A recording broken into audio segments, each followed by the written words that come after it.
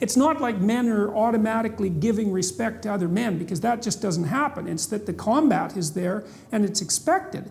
And one of the problems, and so this is part of the reason why I think men are bailing out of so much of academia and maybe the academic world in general, and maybe the world in general, is that men actually don't have any idea how to compete with women.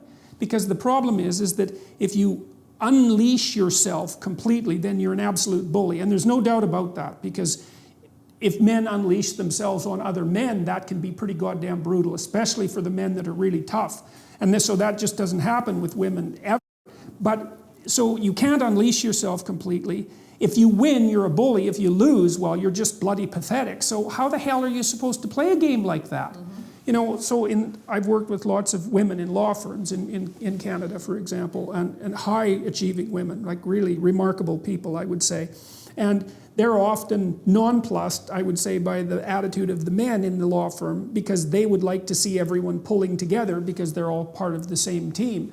Whereas the men are like at each other's throats in a cooperative way, because they want the law firm to succeed, but they want to be the person who's at the top of the success hierarchy, right? So, and that doesn't jive well with the more competitive or cooperative ethos that's part and parcel of agreeableness. And so we don't really have any idea how to integrate male and female dominance hierarchies. And exactly. That's exactly right. This is why I love this show, Real Housewives, which Gloria Steinem scorns. And just last night, okay, I was watching an episode, right, where the women were at each other, okay, at a party and all, in recounting. But I said this to you, but you said this to me, and the men got together there and said, well, this is the way they communicate, with each other, and men, we men, okay, just will have a fist fight, and 10 minutes later we're going to have a beer at the bar next to each other, and so on. And I have observed that my entire my daughter used to be really irritated about that, because she like most people was the target of feminine conspiratorial bullying at one. She's no pushover, my daughter, so it wasn't like this was a continual thing or that she didn't know what to do about it, but she had observed these girls conspiring against her and then blackening her name on Facebook, which is part and parcel of the typical female bullying routine, which is often reputation demolition, right? That there's a good literature on that. And then she'd watch what would happen if my brother or my son would have a dispute with his friends, and maybe they were drinking and there was a dispute. They'd have a fight, and then the next day they were friends again. And that's another thing that's strange, is that like men have a way of bringing a conflict to a head and resolving it, right? And that it isn't obvious to me that women have that same, perhaps you might call it a luxury, but it's also the case that men don't know what to do when they get into a conflict with a woman, because what the hell are you supposed to do? Mostly what you're supposed to do is avoid it. Well, I've seen, I don't know whether this crosses into other countries, but that there's a certain kind of taunting and teasing that boys do with each other that toughens them, okay, and where they don't take things seriously. But a girl's feelings become extremely hurt if she hears something that is very tough, sarcastic against her. So I do feel that there are profound differences between the sexes in terms of emotions, in terms of communication patterns.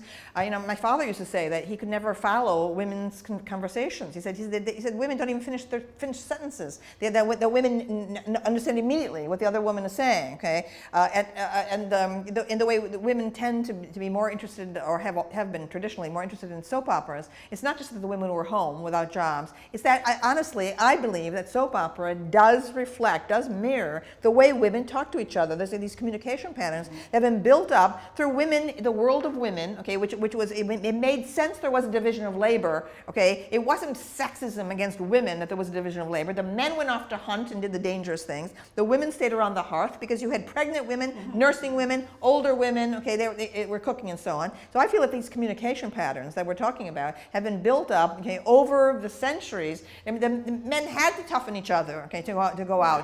The hunting parties of Native Americans, they could be gone for 2 weeks, and when the temperature was below zero, okay, many of them died. Okay, the idea that somehow any kind of separation of the sexes or different spheres of the sexes is inherently sexist and inherently driven by a power dynamic. The answer to all of this, okay, everything that we're talking about, okay, is education into early history, okay? Until people understand the Stone Age, the nomadic period, the agrarian era, and how culture, how civilization built up, okay? In Mesopotamia, the great irrigation projects, or in Egypt, okay, where you had for the first centralized government authority became necessary, okay, to master these. You had a situation where environmentally difficult situation like the deserts of Mesopotamia or the peculiar character of Egyptian geography where you can only have a little tiny fertile line along the edges of the Nile, okay, an otherwise desert landscape. So the civilization and authority, okay, right, as not necessarily about power grabbing, but about organization to achieve something for the good of the people as a whole. Yes, you see that. Well, that's exactly the symbolism of the Great Father. By reducing all hierarchy to power, okay, yep. and selfish power, okay, it is utterly naive. It's ignorant, right? So I say education has to be totally reconstituted, including public education, to begin in the most distant past. So our young people today who know nothing about how the world was created that they inhabit, okay, can understand, okay, what marvelous, technological yes. paradise they live in, and it's the product of capitalism, it's the product of individual innovation,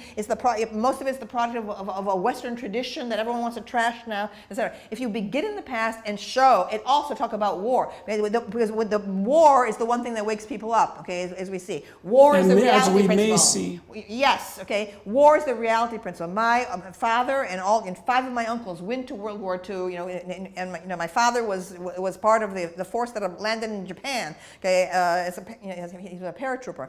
At the time of the Japanese surrender. Okay, and a couple uncles got shot up and so on. When you have the reality of war, when people see the reality of the horrors of war, Berlin burned to a crisp and so on, starvation, all kind. Then you understand. Okay, this marvelous mechanism that brings water, to the kitchen, and you flip on a light, and the electricity turns on. I know. Well, for me, and I suppose it's because I have somewhat of a depressive temperament. I mean, one thing that staggers me on a consistent basis is the fact that anything ever works.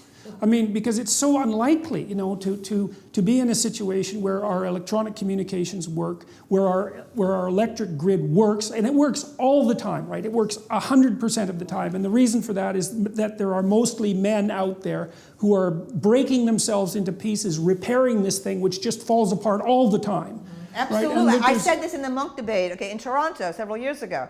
I said that there's the invisible, all these elitist, professors sneering at men. It's men who are maintaining everything around us. Okay, this invisible army, okay, which feminists don't notice. Right? Nothing would work if it weren't for the men. Regarded as oppressive, which is, and like a professor is someone who's standing on a hill surrounded by a wall, which is surrounded by another wall, which is surrounded by another wall. Like it's walls all the way down, who stands up there and says, I'm brave and independent. It's like you've got this protected area that's so unlikely. It's so absolutely unlikely. And the fact that people aren't on their knees in gratitude all the time for the fact that we have central heating and air conditioning and pure water and reliable food, it's just... It's incredible. It's absolutely unbelievable. I mean, people used to die for the water supply, okay, was contaminated with cholera, for heaven's sakes, right? People don't understand, okay, they had to have clean water, fresh milk, fresh orange juice, all of these things. These are marvelous. And all of the time. All of the time.